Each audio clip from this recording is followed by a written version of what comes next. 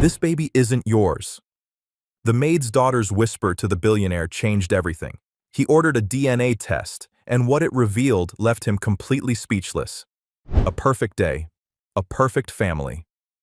At the christening of his infant son, Noah, billionaire Arthur Harrison stood beside his new partner, Brenda. It was a perfect new beginning. But as the rites began, an 8-year-old girl, the housekeeper's daughter, slipped past the rows of wealthy guests. She reached the front, tugged on the billionaire's expensive jacket, and rose on her tiptoes. She cupped her hand and whispered 6 words that stopped his heart. "That baby isn't yours, Mr. Harrison." Arthur demanded a DNA test to prove the girl a liar. But what that test reveals is a truth so dark it will leave him speechless. A single whisper was all it took to shatter the illusion. Billionaire Arthur Harrison stood in the grand family chapel, his life perfectly rebuilt. But a small, 8-year-old girl saw the crack in the foundation. Arthur felt the heavy scent of white lilies before he saw them.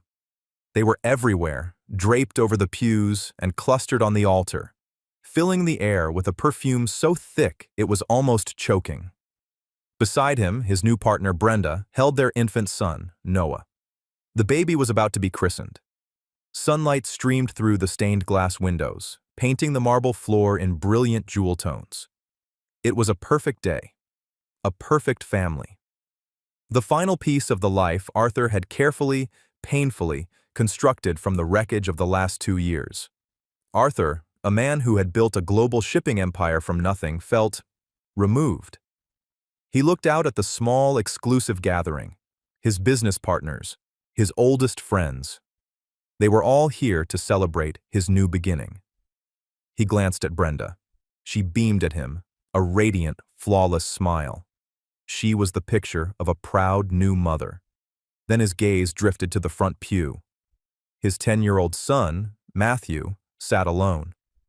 His shoulders were slumped inside an expensive new suit that looked 2 sizes too big for his thin frame. Matthew was staring at his polished shoes, his dark hair falling over his eyes. Since Arthur's first wife, Caroline, had passed away, Matthew had become a ghost in their own home.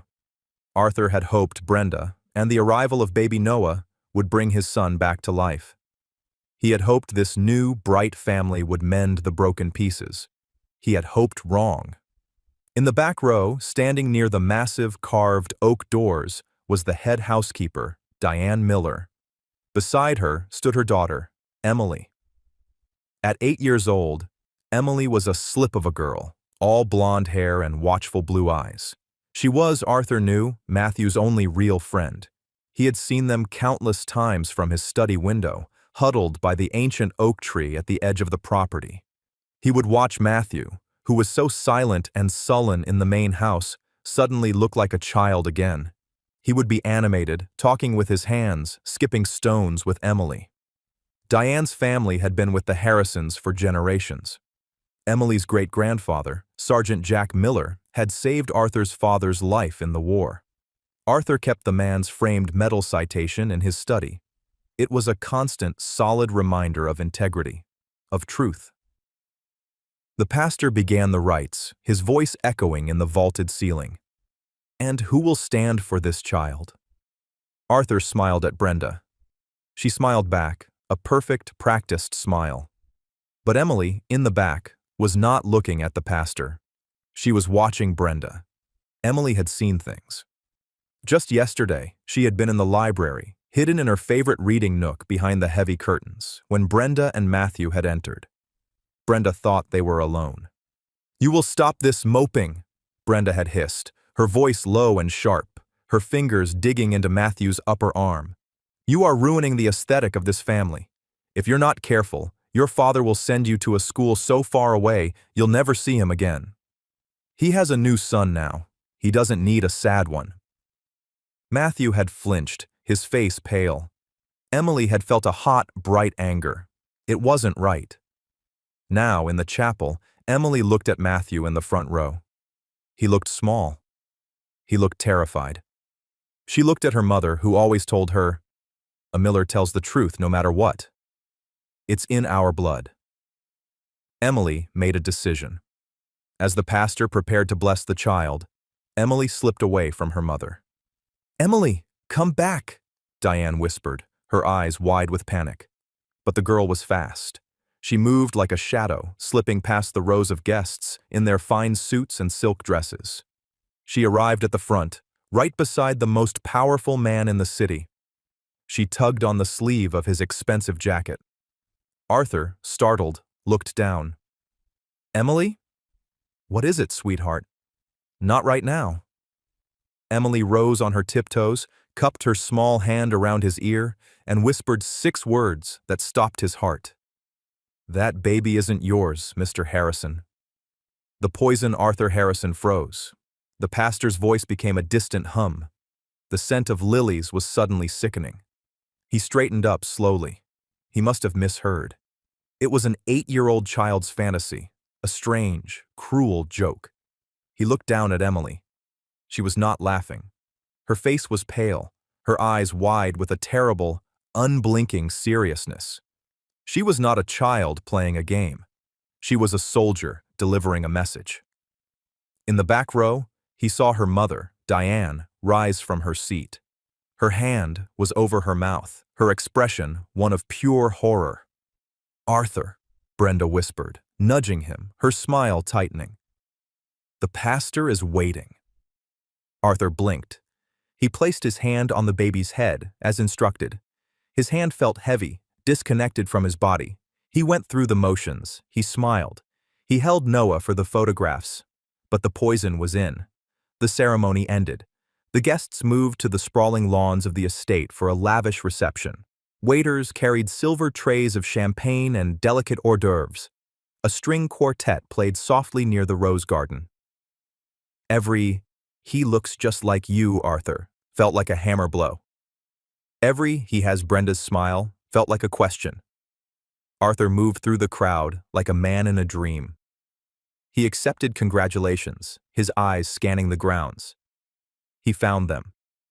Diane had Emily by the arm, hidden behind a large potted palm near the service entrance, her voice a low, angry hiss. "What did you think you were doing? To say such a thing? To Mr. Harrison? At the christening? You could ruin us, Emily. I could lose my job. We could lose our home." "But Mommy, it's true," Emily insisted, her voice trembling but stubborn. "She's a liar. She hurts Matthew. What she does with her stepson is not our concern," Diane snapped, her fear making her sharp. "You will go to our rooms, and you will not come out. And you will never repeat that wicked story again. Do you understand me?" "No." Arthur stepped out from behind a marble pillar. "I'd like to understand, Diane." Diane spun around, her face draining of all color. "Mr. Harrison!" "Sir, I cannot apologize enough. For Emily, she has a wild imagination. She reads too many stories." "Does she?" Arthur looked at Emily. He knelt, so he was at her eye level. His movements felt slow, deliberate. "You said she hurts Matthew?" Emily nodded, her fear vanishing, replaced by conviction. She grabbed his arm. "Yesterday, in the library. She said she would send him away. She said he was ruining the aesthetic." Arthur's blood ran cold. Aesthetic. It was Brenda's favorite word. And the baby?" Arthur asked, his voice barely a whisper. "I heard her," Emily said, her voice growing stronger. "I was in the garden, under the library window. Matthew and me, we hide there sometimes. Ms. Brenda came in. She was on the phone. She was angry, Emily's brow furrowed as if remembering. She said, 'He'll never know, Paul. He's so blinded by me. He'd believe anything.' She said, 'He's so desperate for a family, he won't even question it.' The timing was perfect. Arthur thinks this baby is his." And then she laughed. She said, "He'll raise another man's son and pay for everything. We'll have it all." "Paul?" Arthur asked. The name meant nothing to him. "Yes," Emily said. "Paul." "Arthur." Brenda's voice, sharp and bright, cut through the air. "There you are. Your partner, Mr. Henderson, is leaving. She glided onto the terrace, her champagne flute held perfectly. Her smile was frozen in place. She saw Diane. She saw the pale, determined face of Emily. Her smile faltered, becoming a thin line. "What is this?" Brenda asked, her tone shifting. "Diane, are you bothering Mr. Harrison?" "And you," she sneered at Emily. "I told you, children are to be unseen today." "Brenda," Arthur said, his voice flat, dead. "Who is Paul?"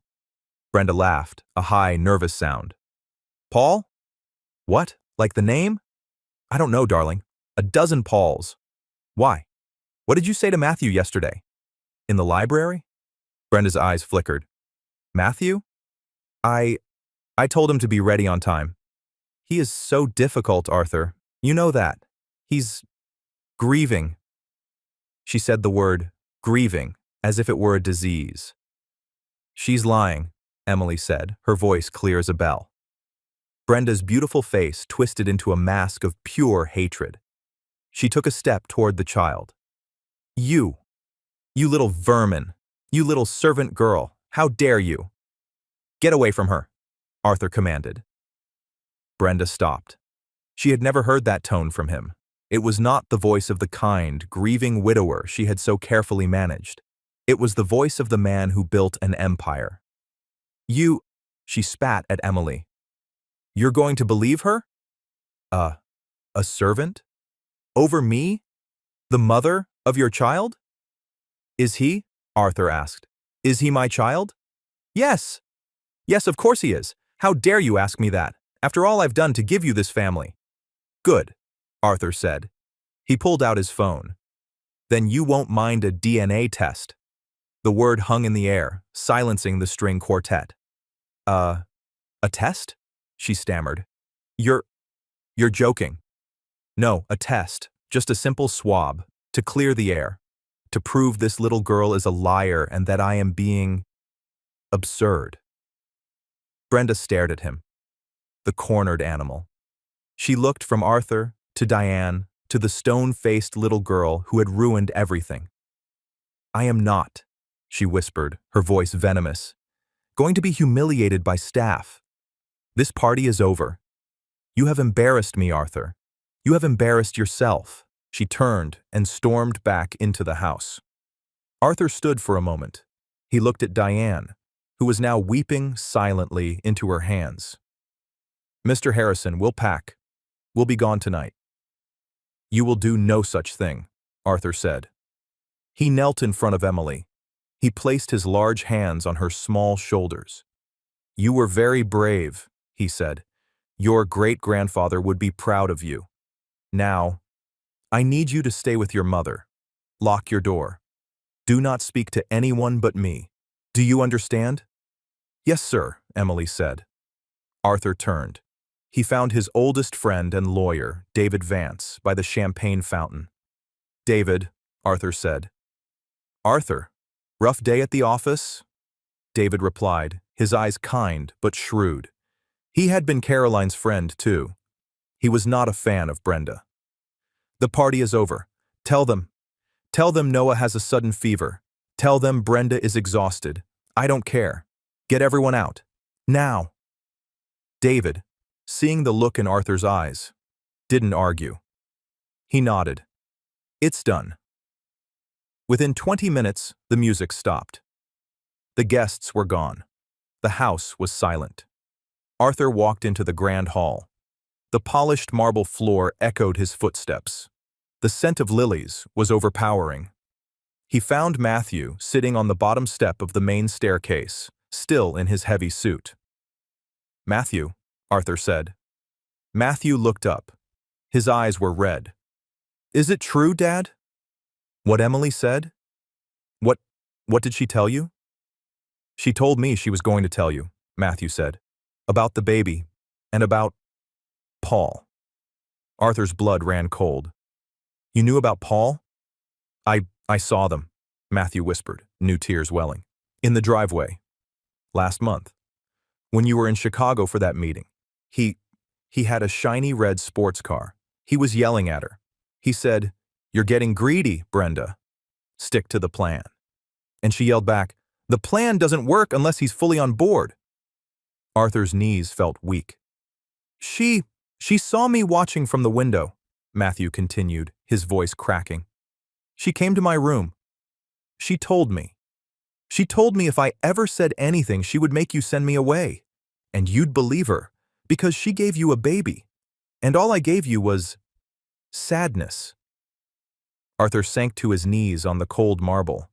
He pulled his son into an embrace so tight it was almost painful. He buried his face in Matthew's hair. "I am so sorry, Matthew," Arthur choked out. "I am so sorry. I I failed you.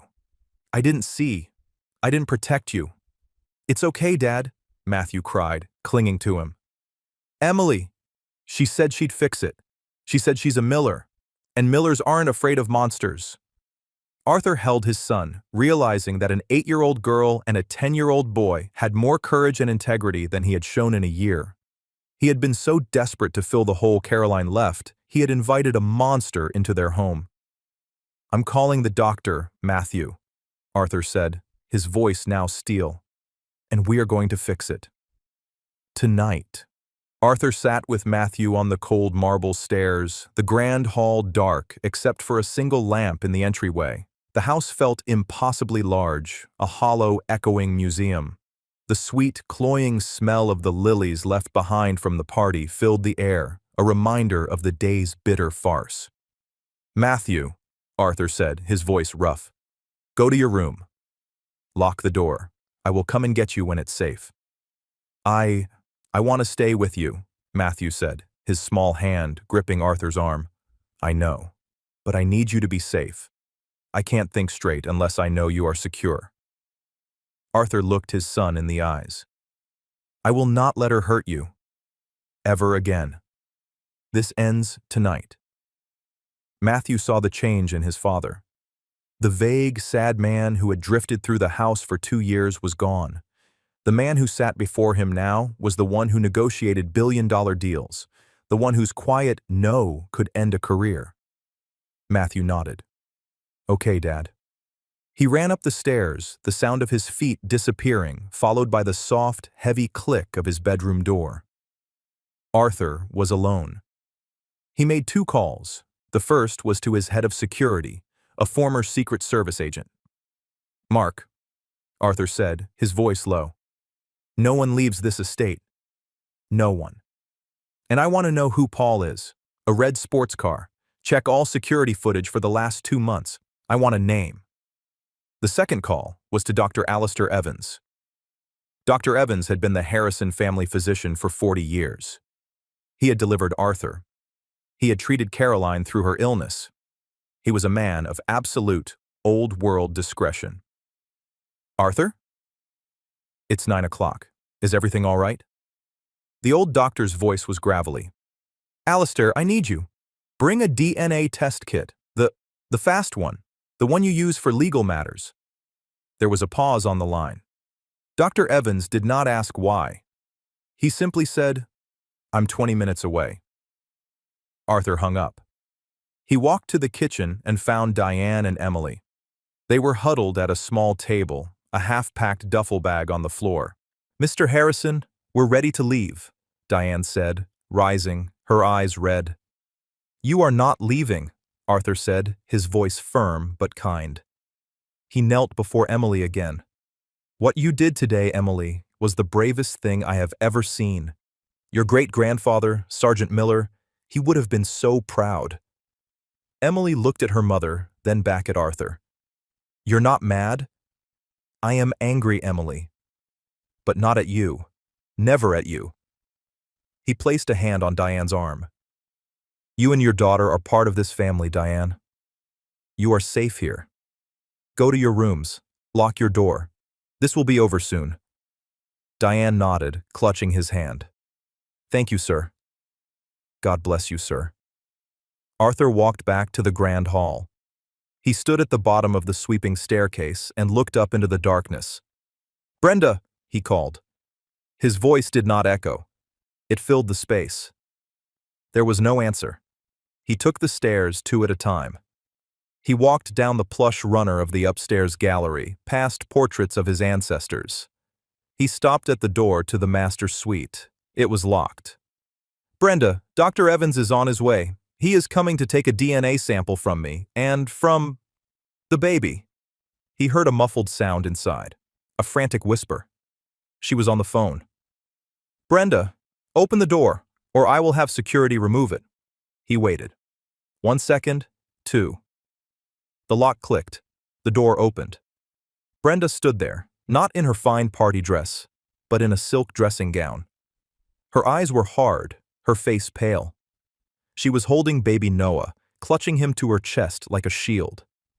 "You're insane," she hissed. "You are having a breakdown. You're going to listen to a child, a servant, and humiliate me? This will be in the papers by morning, Arthur. Billionaire loses his mind. Is that what you want?" "What I want," Arthur said, walking past her into the room, "is the truth. I should have wanted it a long time ago." He saw her cell phone on the unmade bed, screen side down. She had been talking to Paul. "The test is an insult," she said, her voice rising, trying to find the hysterical pitch that always made him back down, made him apologize. "It is an accusation. I will not have my son subjected to this." "He is not your son," Arthur said. Brenda froze. "What?" "I mean, he is not just your son. If he is mine, he is my son. And I am his father. And I am ordering the test. And if I refuse," she challenged, her eyes glinting. "Then I will know the answer," Arthur said simply. "And you will leave this house tonight with nothing. Not a dollar, not a dress. I will call the police and have you removed for fraud, and I will file for sole custody until the courts can prove paternity. Your choice." She stared at him. The kind, grieving fool was gone. You bastard," she whispered. "Get the baby ready," Arthur said. The doorbell rang. Dr. Evans was waiting in the library. He was a tall, thin man with white hair and a face that had seen too much. He carried a small, locked medical case. He said nothing. He just looked at Arthur with sad, knowing eyes. Arthur went to the nursery and retrieved the baby. Noah was sleeping. He was a beautiful child. Arthur felt a terrible pang. He had tried to love this baby. He had tried to see himself in the boy's small features. He had only seen Brenda. He brought the child to the library. Brenda followed, her face a mask of cold fury. Dr. Evans opened his kit. "It's a simple cheek swab," he said, his voice calm, a gentle counterpoint to the room's electric tension. "It will not hurt the child." "Arthur, you first." Dr. Evans took the sample from Arthur, bagged it, labeled it. "Now the boy," Dr. Evans said. He gently woke Noah, who whimpered. The doctor took the sample, bagged it, labeled it. "Now, Brenda, if you please." "Why me?" she snapped. "We know I'm the mother." "It's for a full panel, my dear," Dr. Evans said, his voice mild but his eyes sharp. "To check against both of you. It makes the results indisputable." Brenda sat. She glared at Arthur as the doctor took her sample. "This is over," she said to Arthur. "You know that, right? Whatever this test says, we are over. You have destroyed us." "No," Arthur said, his gaze fixed on the small sealed bags on the desk. "You did." Dr. Evans packed his case. "I will run this myself at the lab, my lab. No one else will touch it. You will have your answer before sunrise." "Thank you, Alistair," Arthur said. The doctor paused at the library door. He looked at Brenda, who was glaring at her phone, and then at Arthur. "Caroline, she would have been proud of you tonight, Arthur. You are finally awake." He left. The first result. Arthur sat in his study. The framed metal citation of Sergeant Jack Miller, Emily's great-grandfather, was on his desk. Arthur stared at it. A man who ran into gunfire to save his friend. A man of honor. The house was silent. Too silent. Brenda was in her room. He had Mark, his head of security, standing outside her door. She was not to leave, not yet. Matthew was asleep. Diane and Emily were safe. Arthur waited. He watched the clock on his desk. 3 a.m. 4 a.m. He thought about the last 2 years. His grief for Caroline had been a fog. He had been so lonely, so desperate to give Matthew a new mother, a complete family. He had met Brenda at a charity gala. She was beautiful, vibrant, and seemed so simple. She wasn't from his world. She was a fundraiser for the art museum. She was kind. He saw it now. It was all a lie. A careful, calculated performance. She had seen a broken, wealthy man, and she had played a part. His phone buzzed on the desk. It was Dr. Evans. Arthur's hand trembled as he picked it up. Alistair. Arthur. The doctor's voice was heavy, tired. I ran the test, and I ran it again. There is no question. Arthur closed his eyes. Tell me. The baby. Noah. He is a healthy boy. No genetic issues. Alistair, tell me. Paternity is a 0% match, Arthur. There is no biological possibility that you are his father. Arthur let out a breath he didn't know he was holding. It was a strange, hollow feeling, not relief, not even anger. Just a cold, hard confirmation. Emily was right. Thank you, Alistair, Arthur said. There is something else, Dr. Evans said, his voice hesitant. Something very strange. What? The test against Brenda, the one I insisted on. What about it? Arthur asked, opening his eyes. Arthur, she isn't his mother, either. Arthur gripped the edge of his mahogany desk. The solid wood felt like sand. What did you say, Alistair? She is not the mother, Dr. Evans repeated, his voice firm. The maternity test is as conclusive as the paternity one. 0% match. That baby is not related to you or to her. Arthur, where did she get this child? The question hung in the opulent study, more chilling than any ghost. This wasn't a simple case of infidelity. It wasn't a lie to trap a rich man. This was something else, something darker. Arthur's mind raced, replaying the last 10 months. It all clicked into place, every small, strange detail that his grief had allowed him to ignore. The miraculous pregnancy. She had announced it on the first anniversary of Caroline's death. He had been a wreck, unshaven, drinking too much, overcome with grief. She had come to him, held him in his dark study, and told him, "This is a sign, Arthur. A sign that we are meant to heal. A new life. Our new life." He had clung to that hope, to her, and had asked no questions. He had been desperate for the news to be true. Then, the immediate, careful isolation. "I don't want to stress you, darling," she had said, her hand on his arm, her voice full of false sympathy. "You have so much to deal with, running the empire, handling Matthew's grief. It's all so fragile. Let me take care of this. Let me handle all the appointments. I'll tell you everything. Just let me protect our little miracle from all this stress." He had let her. He had been grateful for it. He remembered the few times he had offered to go to an ultrasound. "No, darling," she'd demurred quickly. "It's just a routine checkup. So boring. You stay and finish your work. I'll bring you a new picture. Or, I'm going with a girlfriend. We'll make a girl's day of it. You'd be so bored." She had shown him blurry ultrasound photos. He realized now they could have been anyone's. They were probably screenshots from the internet.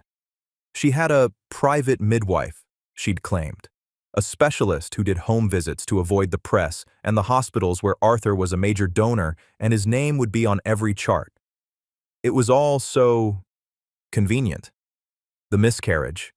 She must have lost the baby, Paul's baby, months ago. But she had already been living in the mansion. She couldn't let the lie go. She must have hidden it. He remembered a period, around her 5th month, where she claimed she had a brief illness and stayed in her rooms for a week. She had been recovering, she'd said. In truth, she must have been hiding the physical evidence of the loss. After that, she wore loose, flowing clothes. She complained of lingering sickness and sensitive skin to avoid him touching her, isolating herself further. And then, the birth. It had been sudden, in the middle of the night. She had called him from her cell phone, her voice a panting, frantic whisper. She claimed she'd felt sharp pains, and her midwife had insisted they meet at a private, discreet birthing center across town.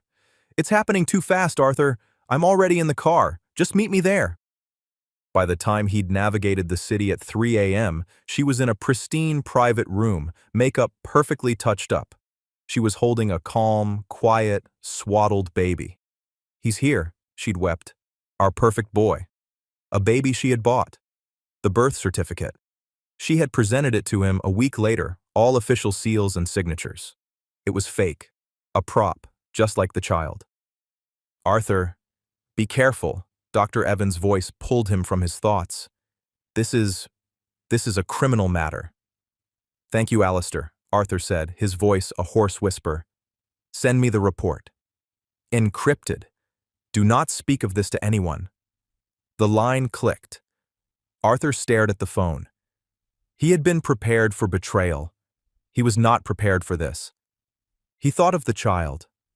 Noah, a baby boy with no name, no parents, used as a pawn in a monstrous game. A cold, hard fury, purer than any emotion he had felt in years, settled over him. His other line buzzed. It was Mark, his head of security. "Speak," Arthur said. "We have him, Mr. Harrison." Mark's voice was all business. "The red sports car was easy. It's registered to a Paul Krendler. He's a disbarred lawyer. Lost his license 2 years ago for fraud and jury tampering. We checked his known associates." "And?" Arthur asked. "His primary associate, sir, is Brenda. They've been working low-level cons for years. Insurance fraud, art forgery. Nothing this big. But there's more. Krendler has been on a federal watch list for the last 6 months." Arthur sat upright. "For what?" "Suspicion of involvement in an illegal adoption ring. They move fast. They target wealthy, desperate individuals. People who can't pass the scrutiny of a legal adoption. Or, in your case, people who think the child is their own." He was waiting for her call, Arthur realized. The call he interrupted. She was going to run. "It seems that way, sir," Mark said. "My men are on the perimeter. The estate is locked down. He can't get in, and she can't get out. What are your orders?" "Keep him off this property. Do not engage unless he tries to force entry. I want him on the outside, wondering what went wrong. I want him nervous." "Yes, sir." "Mark, send one of your men, someone discreet, in a plain suit, to the main hall. I want him standing at the bottom of the stairs. Brenda is not to leave the house, but she is no longer to be confined to her room. I want her to see him." "Understood, sir." Arthur stood up. He walked out of his study, the encrypted report from Dr. Evans on his phone. He crossed the cavernous grand hall. As he approached the staircase, he saw one of Mark's men, a tall, impassive man in a dark suit, move silently into place by the front door. Arthur climbed the stairs. He felt a strange, cold calm. The fog of grief was gone, burned away by the acid of the truth. He did not knock. He walked into the master suite. Brenda was standing by the window, her phone in her hand, staring out into the darkness. She was dressed now, in expensive jeans and a cashmere sweater, a packed designer duffel bag at her feet. She was ready to run. She spun around, her face a mask of fury. "My phone has no signal. What did you do? You can't hold me here. This is kidnapping."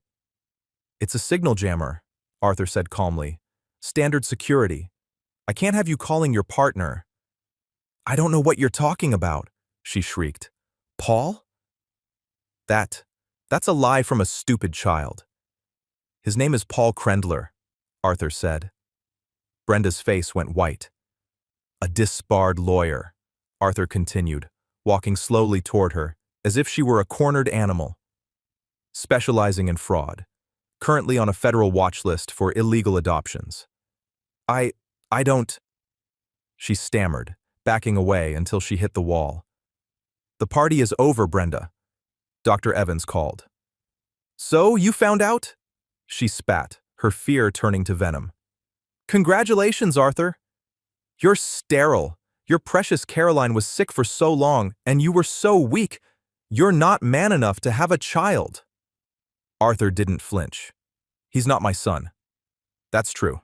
I have the report. He held up his phone. But then, I looked at the rest of the test. The rest? She asked, her eyes narrowing, confused. My test. The baby's test. And your test, Brenda. He saw the flicker of panic, the one variable she hadn't accounted for. It's a mistake. The test is wrong, she whispered. No, Arthur said. It's 100% accurate. He's not my son. And Brenda, he's not your son, either. Brenda's knees buckled. She slid down the wall, landing on the plush carpet. The mask of the beautiful, grieving partner, the loving mother, the cold con artist, it all evaporated. What was left was small and ugly and terrified. No, she whimpered. No, you're lying. You're lying. Where did you get him? Arthur demanded, his voice like thunder. Who is this baby? Did you buy him? Did you steal him, Brenda? I had to, she finally screamed, rocking back and forth, tearing at her hair. I had to. Tell me, he commanded. I was pregnant, she sobbed, the words tumbling out in a broken, desperate confession. I really was. With Paul. We were going to do it. We were going to pass his child off as yours. It was the perfect plan. You were so broken, so lonely. You'd never question it. She looked up at him, her face wet with tears that were now, finally, real. And then, I lost it. At 6 months. I lost the baby. It was a boy. Arthur said nothing. He just watched her. Paul said it was fine, she choked. He said we could still make it work. He said he knew people. He said he could get us a replacement, a baby that looked enough like me, born at the right time. He said it was just business. We just needed a prop, something to seal the deal, to get me your name, to get us access to the estate, to the accounts. A prop, Arthur repeated. The word was bile in his throat. We paid, she whispered. $20,000. To a clinic. Paul handled it. They gave us the baby. They gave us the fake birth certificate. It was so easy. And the baby, he never cried. He was so quiet. She was fully undone. A woman admitting to a crime so grotesque, it was almost unbelievable. You took a child from its mother, Arthur said, his voice shaking with contained rage. You bought a human being, so you could steal my money. You were going to find out anyway. She suddenly lashed back, trying to find some purchase. When he got older, when he looked nothing like you.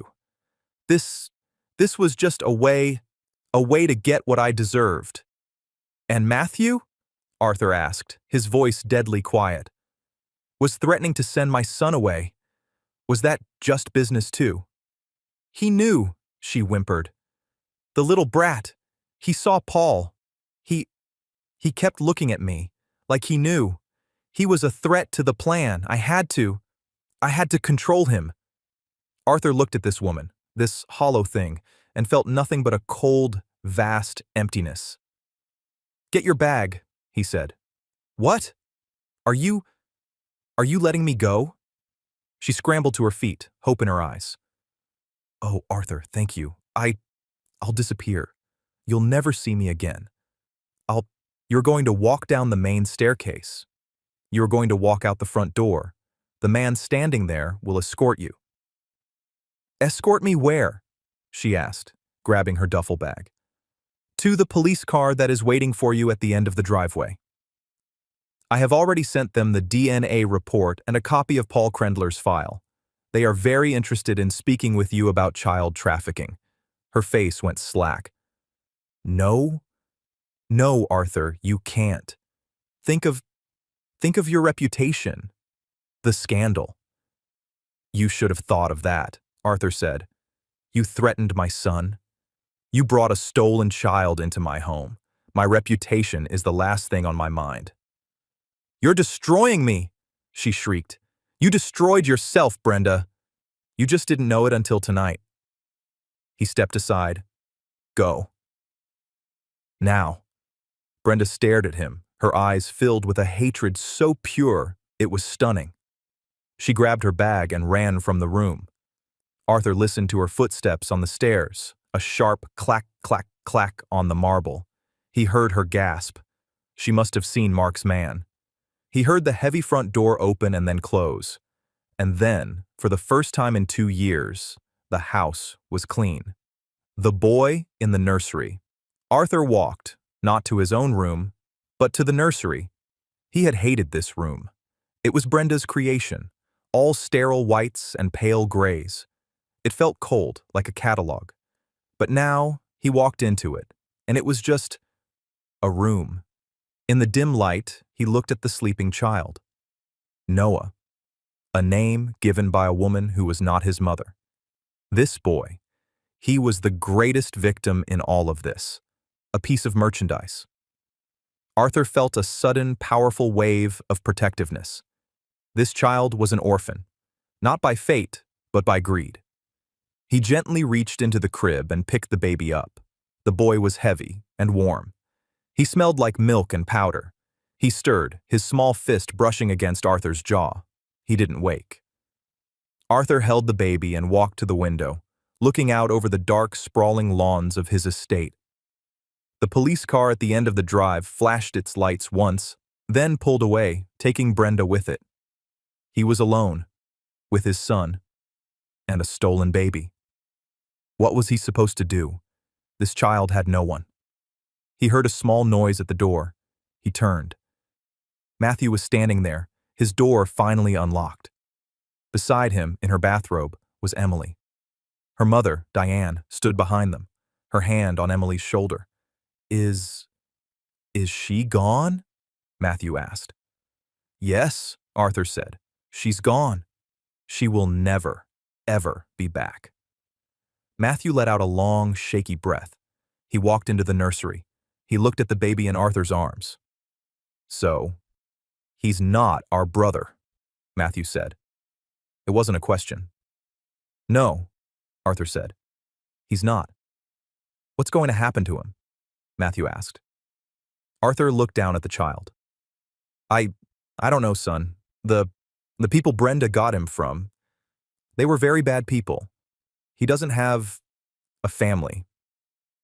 Yes, he does, Emily said, her voice small but clear. Arthur looked at her. He's here, she said, as if it were the simplest thing in the world. We found him. You can't just send him away. That's what she would do. Arthur stared at the 8-year-old girl. This child who, in one day, had saved his son and exposed a criminal conspiracy. This child who possessed a moral compass so true, it humbled him. He needs a name, Matthew said, reaching out a tentative finger to touch the baby's hand. He does, Arthur agreed, his throat tight. What about Jack? Emily suggested. For my great-grandfather. He was brave. Arthur looked at Diane, who had tears streaming down her face. He looked at Matthew, who was watching the baby with a look of wonder, not resentment. And he looked at the child in his arms, a child who had been bought and sold, and had, by some miracle, landed here, landed with them. Jack, Arthur said, testing the name. Jack Harrison. He felt the baby squeeze his finger. The sun rose. Arthur had not slept. He sat in his study, the door open. For the first time, he did not want to be closed off. He had spent 2 years in a fog, and now that it was lifted, he was terrified of the dark. He heard movement. Diane Miller came down the main staircase, her face pale, but her eyes resolute. She went to the kitchen. Soon, the smell of coffee, real and strong, filled the hall. A few minutes later, Emily appeared, her blonde hair brushed. She was not in her servant's uniform, but in a simple yellow dress. She was carrying a book. She sat on the bottom step of the staircase, in the exact spot Matthew had been the night before, and began to read. Then, Matthew himself came down. He saw Emily and sat beside her. He didn't say anything. He just sat. Arthur watched them. A 10-year-old boy and an 8-year-old girl sitting in the grand hall of a silent mansion. A silent, shared understanding between them. Diane came in. She handed a cup of coffee to Arthur. "Sir." "Thank you, Diane." She then brought a tray with 2 glasses of milk and 2 small plates of toast to the children. "You must eat." Matthew, who had not had a real appetite in 2 years, took the toast and ate it. Arthur felt a crack in his chest. This was a family. Not the one he had tried to build. The one that had been here all along, waiting for him to wake up. He held the warm baby in his arms. Jack. The child was awake, his eyes open, looking at the world with a calm curiosity. Arthur's phone, now reconnected to the network, rang. It was Mark, his head of security. "Sir." Mark's voice was grim. "Krendler's car was found. It was abandoned on a service road 5 miles from the estate. He's gone. He must have had a second vehicle, or someone picked him up." Arthur's new, fragile peace shattered. The man who bought and sold children was still out there. "The police?" Arthur asked. "They're running his financials. With Brenda in custody, her testimony is helpful. She's given up everything to save herself. But Krendler is the ringleader. He's smart, and he's gone deep. Find him, Mark. I don't care what it costs. I want this child to be safe. I want every child he has ever touched to be safe." "We will, sir. But there's another problem." "What is it?" "The baby," Mark said. "Brenda. She has no claim. You have no legal claim, sir. The state, they'll have to take him. He'll be put into the foster system." Arthur looked down at the child in his arms. After all this, after saving him from a monster, he was going to hand him over to a cold, faceless system. "No," Arthur said. "Sir, we don't have a choice. His birth certificate is a forgery. He legally does not exist. He's a ghost." "Then we will find out who he is," Arthur said, a new resolve hardening his voice. "This is not just a prop, Mark. This is a human being. His parents. His mother, she is out there somewhere. She may be looking for him." He hung up. He looked at Diane, who had overheard. Her face was a mask of grief. "What will you do, Mr. Harrison?" "I am going to find his family," Arthur said. "It is the only right thing to do." He looked at Matthew and Emily, who had stopped their quiet breakfast to listen. "I am going to use every resource I have. I will hire every investigator. We will find the hospital this nurse worked at. We will find this child's mother." "But what if you find her?" Matthew asked, his voice small. "And she wants him back?" Arthur met his son's gaze. This was the most important lesson he would ever teach him. "Then we will give him back, Matthew," Arthur said, "because he is not ours to keep. He was stolen. And loving someone means wanting what is right for them, not what is right for us." Emily nodded, as if this made perfect sense. "Like Sergeant Miller," she said. Arthur looked at her. "What?" "Mommy told me. He saved your father, but he was hurt. He had to go home. He couldn't stay. He did the right thing, even though it was hard." Arthur stared at the child. He called his lawyer, David Vance. "David," Arthur said, his voice raw, "I have a new client. He's 1 day old. He has no name, and he has no family. I want you to find them. I want you to use my entire fortune if you have to. Find this child's mother." The next 3 days were the longest of Arthur's life.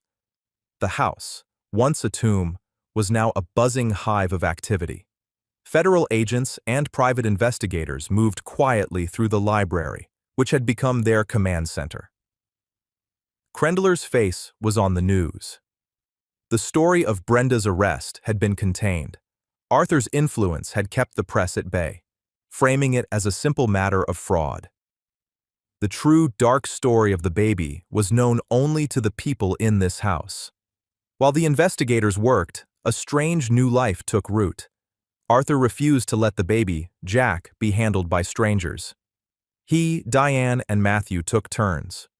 Arthur learned to change a diaper. He learned to warm a bottle. He would sit in his study, Jack sleeping on his chest, and for the first time in 2 years, he felt the heavy weight of his grief for Caroline begin to lift. It was not being replaced. It was making room. Matthew was a different boy. The sullen, silent ghost was gone.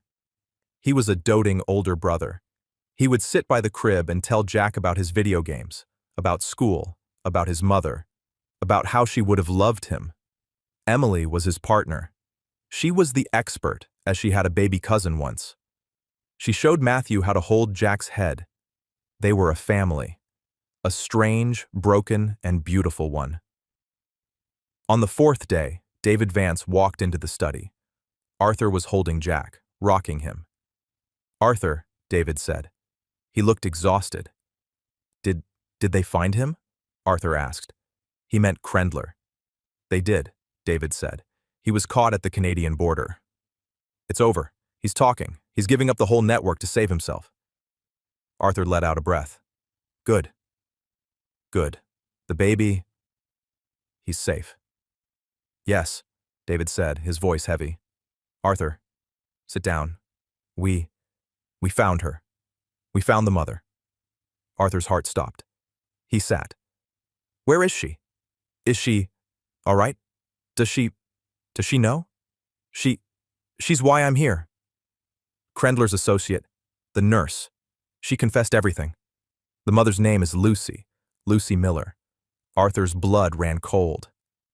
"Miller? Like Diane? Like Emily?" David nodded, his eyes sad. "She's Diane's niece, Arthur. Her estranged older brother's only daughter, the one who ran off to the city a few years ago. She's Emily's first cousin." Arthur looked up, stunned. He remembered Emily's words. "I have a baby cousin once." "My God," Arthur whispered. "Diane? Does she know?" "Not yet," David said. "There's more. Lucy, she's very sick. She had complications after the birth. She's been at the regional hospital ever since. The nurse, the one working for Krendler, she told Lucy the baby was stillborn." Arthur felt physically ill. She thinks her baby is dead." "Yes, and Arthur." David hesitated. "The DNA. Dr. Evans ran the baby's DNA through the national database, just in case, to see if he was a missing person. And he wasn't. But we got a familial match, a very strong one, to a sealed record, a military DNA file." "A military file?" Arthur was lost. David slid a paper across the desk. "The baby's father, Arthur. He was a soldier. He was killed in action 2 months ago. He never knew Lucy was pregnant." Arthur looked at the name. It meant nothing to him. But the match? The soldier, his DNA was on file, and it matched another sample, a sample from a database of veterans. The baby, Jack, his paternal grandfather, is Sergeant Jack Miller. Arthur's world tilted. That's not possible. Sergeant Miller, he was Diane's. "He was Diane's grandfather," David said, finishing the thought. "And he was also this dead soldier's grandfather. Diane's brother. And the soldier's father. They were brothers. It means Lucy and the soldier. They were cousins. No. It's a tragedy, Arthur. Two branches of the same family, broken, lost, finding each other in the dark. Lucy, she's been alone this whole time. She lost her family. She lost the man she loved, and she thought she lost her child. Arthur looked at the baby in his arms. This child was a Miller, through and through, the blood of the man who had saved his own father. He realized what had happened. Emily hadn't just saved a random baby, she had, with some unexplainable primal instinct, saved her own blood, her own family. Go get Diane, Arthur said, his voice thick. And get Matthew. And Emily. Get them all. Now. They stood in the study. Diane and Emily. Matthew. Arthur stood by the fireplace. He was still holding Jack. Diane, Arthur began, his voice shaking. We found Jack's mother. Diane's hand flew to her mouth. Oh, sir, thank God. Is she well? Her name is Lucy Miller. Diane froze. Her eyes widened. No, that cannot be. My brother's Lucy? Our Lucy? Yes, Arthur said gently. She's been at the hospital. She's been very sick, Diane. And she was told this baby, had died. Diane Miller let out a sound. It was not a cry. It was a deep, wounded noise from the center of the earth. She fell to her knees. My girl. They told her, oh God in heaven. Emily rushed to her, wrapping her small arms around her mother's neck. Mommy? What is it? It's your cousin, baby, Diane sobbed, clutching her daughter. It's Lucy. And this baby. He's family, Emily finished, her voice clear.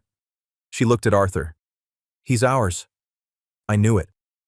Matthew looked at his father, his eyes wide, full of a terrible, dawning understanding. We have to give him back, don't we? Arthur looked at his son. He nodded. Yes, son. We do. The drive to the hospital was silent. Arthur drove. Diane sat in the passenger seat, her hands clasped so tightly her knuckles were white. In the back, Matthew sat on one side, Emily on the other.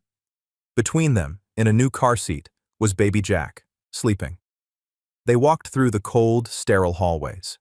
A federal agent, a kind-looking woman, met them. She's weak, the agent said, but she's strong. She's ready. Go in. The room was dim. A young woman, pale and thin, with the same blonde hair as Emily, was propped up on pillows. She looked at the door. Her eyes met Diane's. Auntie Di? Lucy whispered. Oh, my girl, Diane wept, rushing to the bed, taking her niece's thin hand. My sweet girl. We didn't know. We've been so worried. I'm so sorry, Auntie, Lucy cried. I lost him. I lost my baby. No, Diane whispered, her voice choked. No, you didn't, baby. You didn't. Arthur stepped out from the shadow of the doorway. He was holding Jack. Lucy's eyes, dull with grief and medication, widened. She looked from Arthur to the bundle in his arms. They told me he was gone, she whispered, her voice breaking. They lied, Arthur said, his own voice thick. He's perfect. He's a fighter. Just like your family. He stepped forward. Lucy's arms, thin and trembling, came up. Arthur Harrison, billionaire, the man who had lost everything, gently placed the baby into the arms of his mother. Lucy pulled the baby to her chest. She let out a sob, a sound of such profound, agonizing relief that it shook the room. She buried her face in his blanket, breathing him in. My baby. You're alive. You're alive. Arthur stepped back. He stood in the doorway. Matthew came and stood beside him, his hand finding his father's. Emily went and stood by the bed, her small hand resting on her mother's back, who was holding her cousin. Arthur watched them. The four of them, clustered around the hospital bed, A family broken by tragedy and lies, being stitched back together by a miracle. He finally understood. The DNA test hadn't just revealed that Brenda was a liar. It had revealed this. It had revealed a truth, hidden in blood and bone, that was deeper than he could have ever imagined. It had revealed that a hero's legacy was not a medal on a wall. It was in the courage of his 8-year-old great-granddaughter. It had revealed that a house is not a home. He looked at his son, Matthew, who was crying silently. Not tears of sadness, but tears of release. "Come on, son," Arthur whispered, putting his arm around his boy. Let's give them some time." He turned, and with his son, he walked out into the hall. He had entered this, a man with one child. He was leaving it, a man with a family. His home was waiting.